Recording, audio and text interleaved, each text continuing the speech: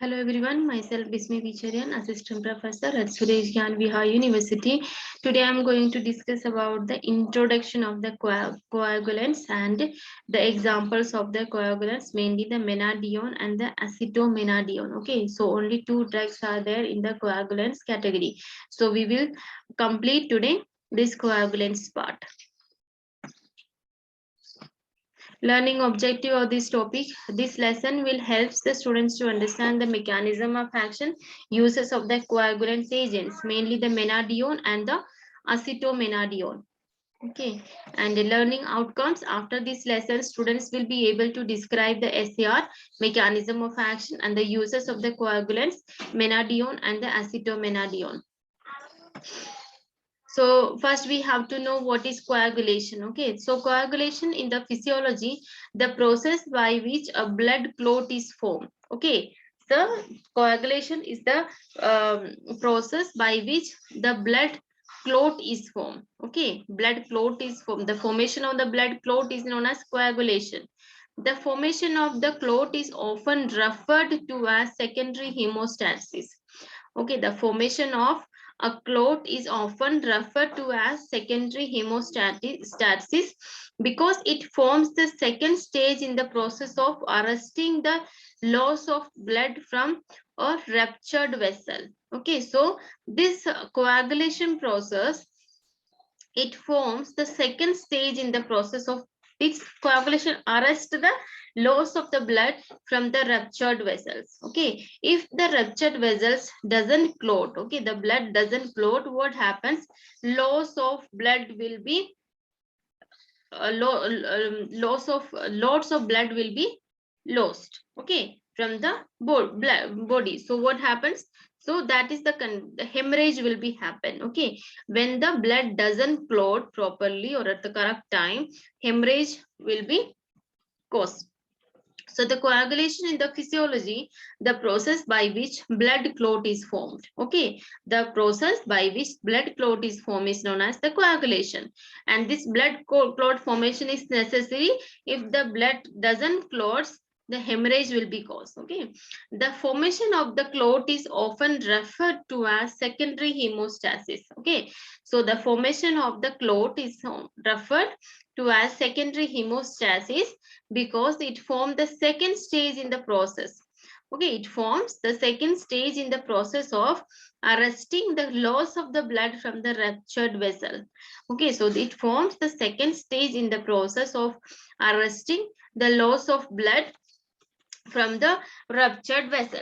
So the blood coagulation is an important biochemical reaction. Okay, so the blood coagulation is an important biochemical reaction which ensure the cessation of blood loss from the damaged blood vessel. Okay, so the blood coagulation is an important biochemical reaction that ensure the cessation of blood flows from the damaged blood vessels. The coagulation is an important part of the hemostatic mechanism. Okay, so the coagulation is an important part of the hemostatic mechanism. Disorder of the blood coagulation results in excessive hemorrhage. Okay, disorders, if there is any disorder in the blood coagulation process, that results in excessive hemorrhage. The coagulants. Okay, so this is the coagulation. Okay, so the blood coagulation is an important biochemical reaction that ensures the cessation of the blood flows from the damaged blood vessel. Okay, and the coagulation is an important part of the hemostatic mechanism. Okay, important part of the hemostatic mechanism. Disorder of the blood coagulation result in excessive hemorrhage. Okay, if there is any disorder or disease in the blood coagulation, that results in the excessive hemorrhage. Okay, so this is the blood coagulation. Okay, blood coagulation is the process by which a blood clot is formed, and the formation of the clot is often referred to as secondary hemostasis because it formed the second stage in the process of arresting the loss of the blood from the ruptured vessels. Okay, so the first stage, primary hemostasis, is characterized by blood vessel constriction. Okay, so that is known as vasoconstriction. Okay, the first stage, primary hemostasis, is characterized by blood vessel constriction, that is vasoconstriction, and platelet aggregation. Okay, platelet aggregation at the site of the vessel injury. Okay, so the first stage of primary hemostatic is the characterized by the blood vessel constriction. Blood vessel constrict first, and that is known as vasoconstriction. And when the blood vessel constricts, okay, so first process is blood vessel constricts, okay, and platelet aggregation at the site of the vessel injury. So that is the primary hemostasis, okay. But the secondary hemostasis process is the formation of the clot, okay, formation of the clot and arresting the loss of the blood from the ruptured vessel. So this is the secondary hemostasis, okay. Secondary, the primary stage is blood vessel constriction. Primary stage of the hemostatic is the blood vessel constriction and platelet aggregation, okay. So these two are the primary hemostatic mechanism, okay, or the process. So first stage of the hemostatic is blood vessel constriction and platelet aggregation at the site of the vessel injury, and second is arresting the loss of the blood from the ruptured vessel by forming the blood clot, okay. By forming the blood clot, what happens, that arrest the loss of the blood from the ruptured vessel, okay, that arrest the loss of the blood from the ruptured vessel. So first stage is constriction of the blood vessel, okay, that is vasoconstriction, and the platelet aggregation, okay. These two are the first stage of the hemostasis, and the second stage is arresting the blood loss from the ruptured vessel, okay, ruptured vessel, and by forming the blood clot, okay. So this is the normal function of the hemostatic, okay. Under abnormal circumstances, clot can also form in a vessel. Okay, clot in abnormal circumstances, clot can also form in the vessel that has not been breached. Such clot can result in occlusion or the blockage of the vessel. Okay, so what happens in the under abnormal condition? Okay, under abnormal circumstances, that clot forms inside the vessels, okay, inside the vessels. And what happens when the clot forms inside the vessels, that block the blood flow, okay, that block the blood flow, and that they can get ruptured, okay, they can get ruptured, and that is very dangerous condition. So under abnormal circumstances, clots can also form inside the vessel, okay, that has not been breached, and such type of the clots can result in blockage of the vessel, okay, so that blood doesn't flow smoothly. Coagulation disorders are disruption in the body's ability to control blood clotting. Okay, coagulation disorders are disruption in the body's ability to control blood clotting. Okay, the control over this blood clotting will be disrupted. Okay, disruption will occur there, and the body's ability to disruption in the body's ability to control the blood clotting is the named as coagulation disorders. The coagulation disorders can result in either a hemorrhage. Okay, coagulation disorders can result in either a hemorrhage. That hemorrhage means too little clotting that causes an increased risk of bleeding. Okay, increased risk of bleeding is hemorrhage, or thrombosis. That means too much clotting that causes blood clot to obstruct the blood flow. Means thrombosis is the condition in which the clot is formed inside the vessel. Okay, clot is formed inside the vessel. That is again a dangerous condition that block the blood flow. Okay, that blocks the blood flow. That is a dangerous condition. So the coagulation disorders are disruption in the body's ability to control blood clotting. Okay, disruption in the body's ability to control blood clotting. Okay, and these coagulation disorders can result in either a hemorrhage. Okay, coagulation disorders can result either a hemorrhage. The hemorrhage means too much bleeding. Okay, too much bleeding is the condition of hemorrhage. Okay, when the blood clot doesn't form at the site of the injury, what happens? Hemorrhage will be happen. Okay, hemorrhage means too much blood loss. Okay, or bleeding. Because if the clot doesn't form at the site of the injury, so obviously that blood will be flow outside the body. Okay, at that site of the injury. And next condition, disorder of the coagulation, next condition is thrombosis. So thrombosis means the blood clot forms inside the vessel. Okay, inside the vessels, if the blood clots form, so that blocks the blood flow. Okay, so that is the dangerous condition when the blood flow is blocked by that clot. Okay, so that is the dangerous condition. Okay, so that if it means vein rupture can be occurs. Okay, so lots of dangerous situation is that the blood clot, when the clot forms inside the vein. Okay, so coagulation. So coagulation is the process by which blood clot is formed. Okay, coagulation is the process by which blood clot is formed. The formation of the clot is often referred to as secondary hemostatic. Okay, secondary hemostatic, and because it forms the second stage in the process of arresting the loss of the blood from the ruptured vessel. So what is the what is the primary stage of the hemostatic? The primary stage of the hemostatic is vasoconstriction. Okay, vessel constriction and the platelet aggregation is the primary stage of the hemostatic. Okay, vasoconstriction and the platelet aggregation is the primary stage of the hemostatic, whereas the secondary stage of the hemostatic is to form the clot. Okay, to form the blood clot by arresting the loss of the blood from the ruptured vessel. Okay, when the blood clots, that arrests the loss of the blood from the ruptured vessel. Okay, so primary stage is vasoconstriction. Okay, primary stage is vasoconstriction and platelet aggregation in the hemostatic. Okay, after that what happens? This normal, these all things happen inside our body in normal stage. Okay, normal, our body get reacted when any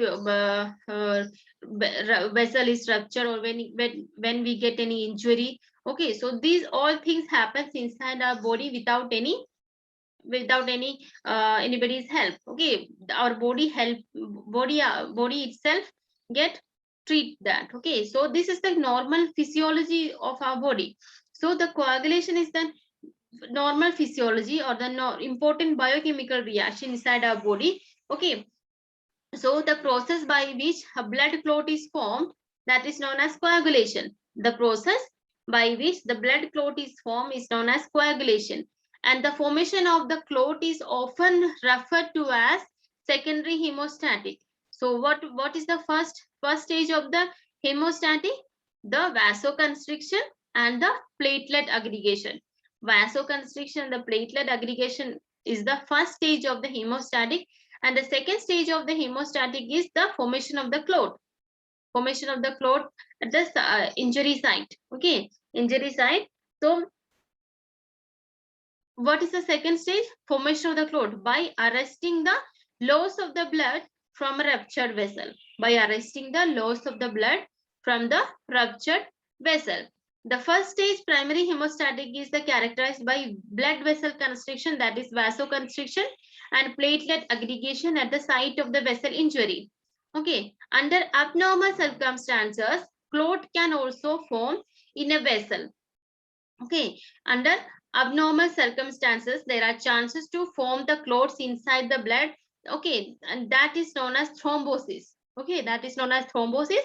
And some in abnormal circumstances or the disorder of the coagulation is again we can say that hemorrhage.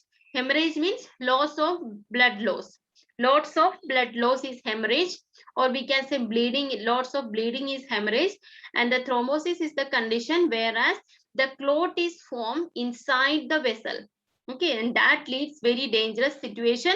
Okay, that blocks the blood flow, and that leads to very dangerous situation. Okay, so under abnormal circumstances, clots can form in a vessel that has not been breached. Such clots can result in the occlusion of the vessel. That means the blockage of the, that blocks the blood flow in the vessel. Okay, such type of the clot that blocks the blood flow in the vessel. So this condition is known as thrombosis. Okay, so coagulation disorders are disruption in the body's ability to control blood clotting. Coagulation disorders are disruption in the body's ability to control blood clotting. Coagulation disorders can result in either a hemorrhage. Hemorrhage means too much bleeding. Okay, too much bleeding is hemorrhage, or we can say thrombosis. Thrombosis is the condition where the clot is formed inside the vessel. Okay, clot is formed inside the vessel and that blocks the blood flow. That is the condition of the thrombosis. So the blood coagulation, sorry, blood coagulation is an important biochemical reaction that ensures the cessation of the blood loss from the damaged blood vessel. Coagulation is an important part of the hemostatic mechanism. Okay, so the coagulation is an important part of the hemostatic mechanism. Disorder of the blood coagulation result in excessive hemorrhage, or we can say that result in thrombosis. The formation of the clot inside the vessel is the thrombosis. And the coagulants are agents help in blood coagulation. Okay, when any disorders of this coagulation happens, so the patient have to take the coagulants. Coagulants are the drug that help in the blood coagulation and are indicated in the hemorrhagic condition. Okay, coagulants helps in the blood coagulation and that are used in the hemorrhagic condition, and the elements or the factors required for coagulation and are found in the fresh whole blood or the plasma. The elements or the factors required for the coagulation and are found in the fresh whole blood or the plasma. So first drug is menadione.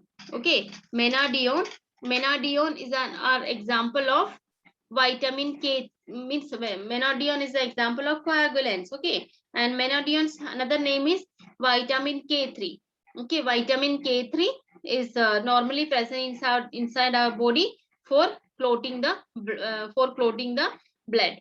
Okay, otherwise the blood will lost from lots of the blood will lost from our body. So the normal elements for the coagulation or the factors that required for the coagulations are normally present inside our body. So vitamin K3 is present inside our body. Okay, but the if our body is means the vitamin K3 deficiencies occur inside our body, so what happens, the coagulation doesn't happen. So we have to take this menadione or the vitamin K3 supplement.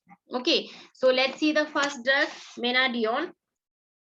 So this is the structure of the menadione. Okay, benzene to benzene ring, double bond O, and CH3. Vitamin K3 structure. Okay, structure of the vitamin K3 is this. Let's see the mechanism of action. So the menadione is involved as a cofactor in the post-translation gamma carboxylation, the glutamic acid residue of the certain proteins in the body. Okay, so mechanism of action, menadione acts as a vitamin K analog. Okay, menadione acts as vitamin K analog, acting as a cofactor in the synthesis of the factor 2, that is prothrombin. Okay, the menadione act as a vitamin K analog. Okay, menadione act as a vitamin K analog, acting as a cofactor in the synthesis of the factor 2, thrombin. 7, that is proconvertin. 9, Christmas factor. Okay, so this vitamin K3 act as a cofactor in the synthesis of factor 2, factor 7 and the factor 9. Okay, factor 9 and the factor 10 in the liver. Okay, so these vitamin K3 act as a cofactor in the synthesis of the vitamin 2, that is prothrombin, vitamin 7, that is the pro-convertin, vitamin 9, that is the Christmas factor, and vitamin factors. Sorry, that is not vitamin factors. So this vitamin K3 act as a cofactor in the synthesis of factor 2, factor 7, factor 9, and factor 10. Okay, and factor 2 is known as prothrombin, factor 7 is known as proconvertin, sorry, factor 9 is known as Christmas factor, and factor 10 is known as STOT factor. Okay, so this vitamin K3 act as a cofactor in the synthesis of the factor 2, factor 7, factor 9, and the factor 10. Okay, and this menadione is the analog of the vitamin K3. Okay, menadione is the analog of the vitamin K3 acting as a cofactor in the synthesis of the factor 2, factor 7, factor 9, and the factor 10. Okay, so in the synthesis of the factors are synthesized in the liver. Okay, so these all reaction happens in the liver. The vitamin K analog is needed in the step of gamma carboxylation of these factors. Okay, so the vitamin K analog or the menadione is needed in the step of gamma carboxylation. Okay, the vitamin K analog is needed in the step of gamma carboxylation of these factors, which renders them capable of binding calcium ion to phospholipid surface, which is essential for the coagulation cascade. Okay, so what happened? The vitamin K analog is needed in the step of gamma carboxylation of these factors. Okay, the vitamin K analog is needed in the step of gamma carboxylation of these factors that renders them capable of binding calcium ion to the phospholipid surface. Okay, that renders them capable of binding calcium ions to phospholipid surface, which is essential for the coagulation cascade. Okay, so menadione, or we can say the vitamin K3 is involved as cofactor in the pro-translation gamma carboxylation of glutamic acid residue of the certain protein in the body. Okay, so this menadione is involved as a cofactor in the post-translation gamma carboxylation of the glutamic acid residues of the certain proteins in the body, and these proteins include the vitamin K dependent coagulation factor 2. Okay, and these protein includes factor 2, that is known as prothrombin, factor 7, that is known as proconvertin, factor 9, that is known as Christmas factor, factor 10, that is known as STOT factor, protein C, protein S, protein ZV, and the growth arresting specific factor, that is GAS6. Okay, so the menadione is involved as a cofactor in the post-translation gamma carboxylation of glutamic acid residues. Okay, menadione is involved as a cofactor in the post-translation gamma carboxylation of glutamic acid residue of certain proteins in the body, and these protein, okay, gamma carboxylation of such proteins. Okay, menadione is responsible for gamma carboxylation of such proteins, and the example of the proteins are factor 2 prothrombin, proconvertin, Christmas factor, and the STOT factor. Okay, and the protein C, protein S, protein ZB, and the growth arrest specific factor also included in such proteins. Okay, so in contrast to the other vitamin K dependent protein in the blood coagulation cascade, the protein C and the protein S serve anticoagulant role. Okay, protein C and the protein S are as anticoagulant roles. Okay, the two vitamin K dependent proteins found in bone are osteocalcin. Okay, two vitamin K dependent proteins are there in the bone, and that is known as osteocalcin. Okay, also known as bone G1A, that is gamma carboxy glutamate. Bone G1A, gamma carboxy glutamate protein, or BGP, and the matrix G1A protein, or MGP. Okay, so in contrast to other vitamin K dependent protein in the blood coagulation cascade, the protein C and the protein S are served as anticoagulant role. Okay, these are placed as anticoagulants, and the two vitamin K dependent proteins are found in the bone, that is known as osteocalcin and the bone G1A or BGP. the matrix G1 protein or MGP. Okay. The gamma carboxylation is catalyzed by the vitamin K dependent gamma carboxylases. Okay, the gamma carboxylation is catalyzed by the vitamin K dependent gamma carboxylases. Okay, and the reduced form of the vitamin K hydroquinone, is the actual cofactor for the gamma carboxylases. Okay, when the vitamin K is reduced inside the body, the vitamin K hydroquinone plays an cofactor for the gamma carboxylases, and the protein containing gamma carboxy glutamate are called G1A protein. Okay, protein containing gamma carboxy glutamate are called G1 protein. Okay, so the mechanism of action of this menadione or the vitamin K3 is, the menadione is the analog of vitamin K3. Okay, menadione is the analog of vitamin K and act as a cofactor in the synthesis of factor 2, that is known as prothrombin, factor 7 that is known as proconvertin, factor 9 is known as Christmas factor, factor 10 is known as stored factor. Okay, in the liver. Okay, these act as a cofactor in the synthesis of these factors in the liver. Okay, and the vitamin K analog is needed. Vitamin K analog is needed in the step of gamma carboxylation of these factors. Okay, so vitamin K. Okay, this vitamin K is needed in the step of gamma carboxylation of these factors. Okay, vitamin K analog is needed in the step of gamma carboxylation of these factors. Okay, that renders them capable of binding calcium ion to phospholipid. Okay, so these which renders them capable of binding calcium ion to phospholipid surface, which is essential for the coagulation cascade.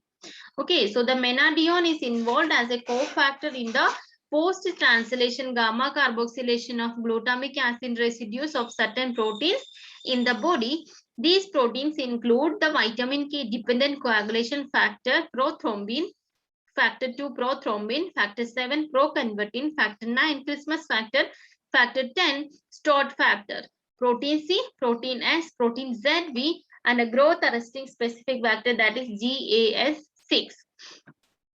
In contrast to other vitamin K dependent protein in the blood coagulation cascade, protein C and the protein S serve anticoagulant roles. The two vitamin K dependent proteins found in bone are osteocalcin, also known as bone G1A, that is gamma carboxy glutamate protein, or BGP, and the matrix G1A protein or MGP, matrix M G1G protein P, MGP. Okay, two vitamin K dependent proteins found in the bone are osteocalcin. Okay, osteocalcin, also known as bone G1A, that is also known as gamma carboxy glutamate. Okay, gamma carboxy glutamate protein or BGP, and the matrix G1A protein or MGP. Gamma carboxylation is catalyzed by the vitamin K dependent gamma carboxylases. Okay, vitamin K dependent gamma carboxylases. Gamma carboxylation is catalyzed by the vitamin K dependent gamma carboxylates. The reduced form of vitamin K hydroquinone. Okay, reduced form of vitamin K hydroquinone, is the actual cofactor for the gamma carboxylase. Okay, gamma carboxylases, and the protein containing gamma carboxy glutamate are called G1A protein. Okay, protein containing gamma carboxy glutamate are also called as G1A protein. Okay, so this is the mechanism of action of menadione. Okay, menadione. Look at the uses of this menadione. The primary non-function of vitamin K is to assist the normal clotting of the blood. Okay, the primary non-function of vitamin K. Okay, the primary non-function of vitamin K is to assist in the normal clotting of the blood, but it may also play a role in the normal bone calcification. Okay, normal bone calcification. It also play a role in the normal bone calcification. So the use of this menadione is, the primary use of the menadione is to assist the normal blood clotting, to assist the normal blood clotting, and this also play a role in the normal bone calcification. So this is all about the menadione. Look at the acetomenadione. Okay, acetomenadione, acetic acid. Okay, only the difference between this menadione and the acetomenadione. Okay, OCOCH3. Okay, aceto group is attached. Okay, but in the menadione, double bond O is there. Okay, then double bond O is replaced with OCOCH3. OCOCH3, aceto. Okay, acetomenadione. Acetomenadione, acetic acid is attached to the menadione. Okay, so this will form acetomenadione, 2 benzene ring, OCOCH3. Okay, OCOCH3 and CH3 is there, OCOCH. So this is the structure of acetomenadione. And the mechanism of action of this acetomenadione and the menadione both are same. Okay, both are same. Acetomenadione is also analog of the vitamin K3. Okay, analog of the vitamin K3, and these are this acetomenadione. Okay, acetomenadione act as a cofactor. Okay, act as a cofactor in the synthesis of factor 2, factor 7, factor 9, and the factor 10. Factor 2 is prothrombin, factor 7 is the proconvertin, factor 9 is the Christmas factor, and factor 10 is the START factor. Okay, so these are acting as a cofactor in the synthesis of the factor 2, factor 7, factor 9, and the factor 10 in the liver. Okay, and the vitamin K analog. Okay, vitamin K analog or the acetomenadione is needed in the step of gamma carboxylation of these cofactors. Okay, so the acetomenadione is needed in the step of gamma carboxylation, of these factors, that which renders them capable of binding calcium ion channel. Okay, which renders them capable of binding calcium ion to phospholipid surface, and that is essential for the coagulation cascade. Okay, that is essential for the coagulation cascade. So this norm means the mechanism of action of the menadione and the acetomenadione both are same. Okay, so menadione or the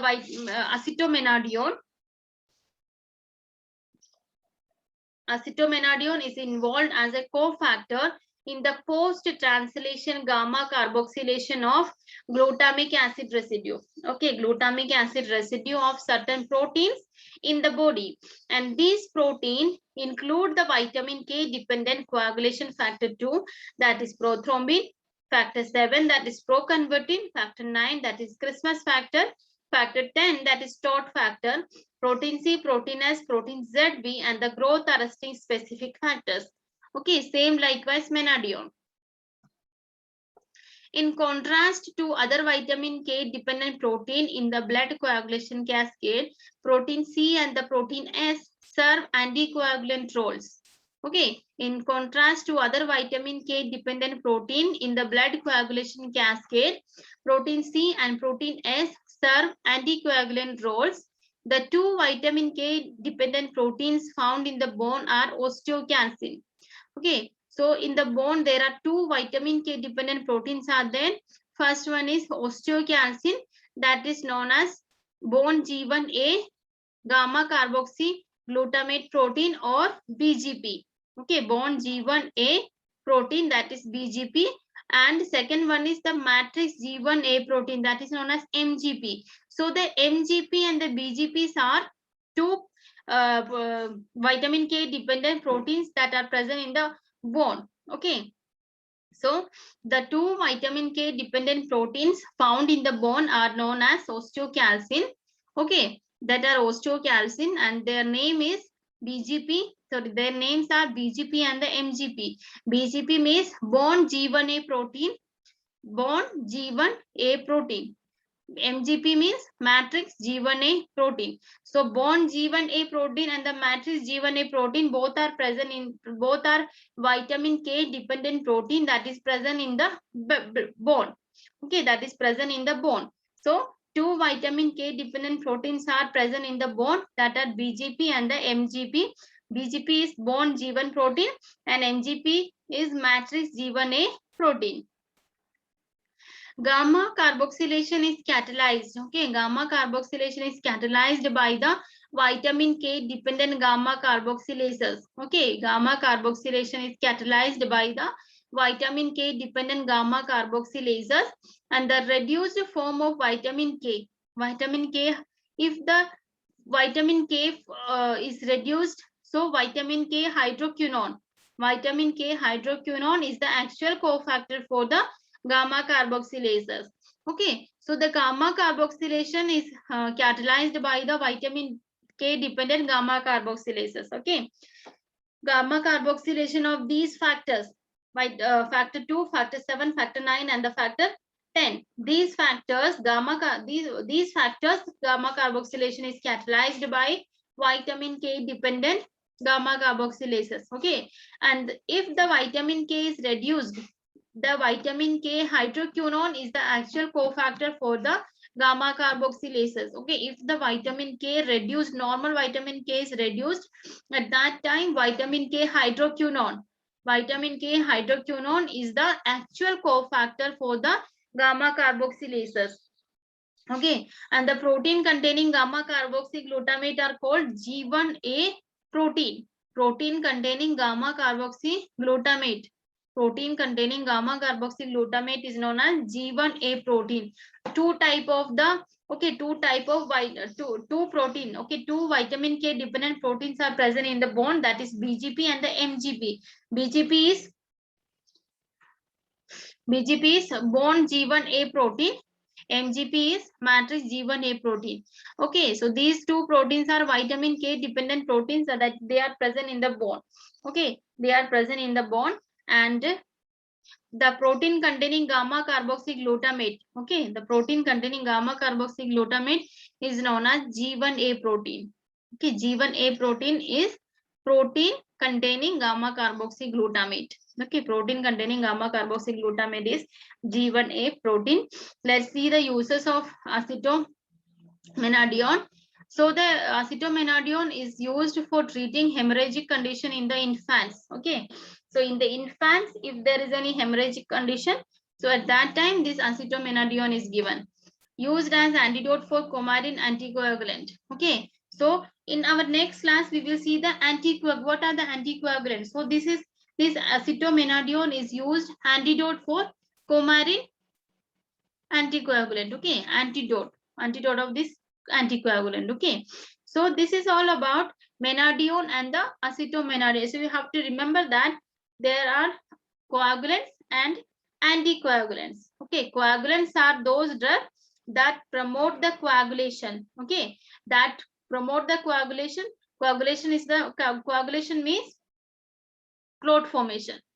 Okay, clot formation at the injured site. Okay, injured site, the clot formation is known as coagulation. So the coagulant, if there is any disorder in the coagulation happens, so the doctors prescribes the coagulants drug. Okay, coagulants drug, whereas anticoagulants drug. Okay, anticoagulants drugs are those drugs that increases the coagulation time of blood. Okay, that increases the coagulation time of blood, or they prevent the process of clotting. Anticoagulants are those drugs that prevent the process of clotting. Okay, that prevent the process of clotting is anticoagulant drug, and this anticoagulant drug is also given to the cardiovascular patient. Okay, for preventing the clot. Okay, preventing the clot. Okay, so there is condition thrombosis. Thrombosis is the condition where the clot is formed inside the vessel. Okay, at that condition also the doctors prescribe this anticoagulant medicine to prevent that clot. Okay, so that is the difference between coagulants and the anticoagulants. Okay, so the example of the coagulants are menadione and acetomenadione, and the anticoagulants example we will see in our next class. The examples are warfarin and all the things, so we will discuss all the things in our next class. Okay, so menadione and the acetomenadione both are coagulants drug, and they promote the coagulation. Okay, they promote the coagulation if there is any disease or disorder of the coagulation. Okay, hemorrhage or the thrombosis. Okay, so in the hemorrhage condition, the doctors are prescribing this coagulant drug, but in the thrombosis condition, the doctors are prescribed the anticoagulant drug to prevent that coagulation that is formed inside the vessel. Okay, so that is the thing with difference between the coagulant and the anticoagulants. Okay, so we will discuss the anticoagulants in our next class. And this acetomenadione is given to the infants to treat the hemorrhage condition. Okay, and this is again antidote for the coumarin anticoagulant. So let's see some MCQs of this topic. Disorder of the blood coagulation result in hemorrhage. Okay, disorder of the blood coagulation results in hemorrhage. Blood clotting is the normal coagulation. Okay, normal coagulation is the blood clotting, but if disorder of the blood coagulation is hemorrhage. Next is menadione is also known as vitamin K3. Okay, vitamin K3 is another name is menadione. Menadione is the analog of vitamin K. Menadione is used in bone calcification, clotting process of the blood, both or none. So the menadione is used in the bone calcification and the clotting process of the blood. So correct answer is both. Acetomenadione is used as antidote for coumarin, curcumin, paracetamol, and acetazolamide. So the correct answer is coumarin anticoagulant. Okay, coumarin is anticoagulant, and this acetomenadione is used as antidote for the coumarin anticoagulant. The vitamin essential for blood clotting is, okay, which vitamin is essential for the blood clotting? Vitamin K. So the correct answer is vitamin K is essential for the blood clotting. Okay, but vitamin K, if the MCQs maybe comes like this, which vitamin is used or essential, which vitamin is essential for the blood clotting? That is vitamin K. Another name of the vitamin K means menadione, we can say vitamin K3, vitamin K3. Okay, so the menadione is the analog of vitamin K. Okay, analog of vitamin K, and the coagulation is the process where the blood clot is formed. Okay, coagulation is the process where the blood clot is formed, and disorder of the coagulation is the hemorrhage. Okay, in the hemorrhage condition or in the bleeding condition, the doctors are prescribing this coagulant drug. Okay, coagulant are those drugs that facilitate the blood clot formation. Okay, and disorder in the coagulation is the examples are hemorrhage and the thrombosis. In the thrombosis condition, the clot is formed inside the vessel. Okay, so when the clot is formed inside the vessel, there are chances to there is lots of that is the dangerous condition, and that blocks the blood flow. When the clot is formed inside the vessel, that block the blood flow. What happens at that condition? Okay, in the thrombosis condition, can we give coagulants? No, we can't give the coagulant drug in the thrombosis condition. We have to give anticoagulant. Anticoagulant means that prevent the coagulation. Okay, so when the clot is formed inside the vein, so we have to give the anticoagulant to prevent that coagulation. Okay, if we don't prevent that coagulation, that blocks the blood flow, and that is very dangerous to our health. Okay, and many cardiovascular diseases are due to that blood clot. Okay, so in the treatment of the thrombosis, the doctors are prescribing the anticoagulant drug, but in the hemorrhagic condition, okay, bleeding condition, the doctors are giving the coagulants drug. So this is all about the coagulants. The coagulants drugs examples, menadione and the acetomenadione. We have seen both drugs, and in next class we will see the anticoagulants drug. Okay, so I hope everybody got it very well. So thank you.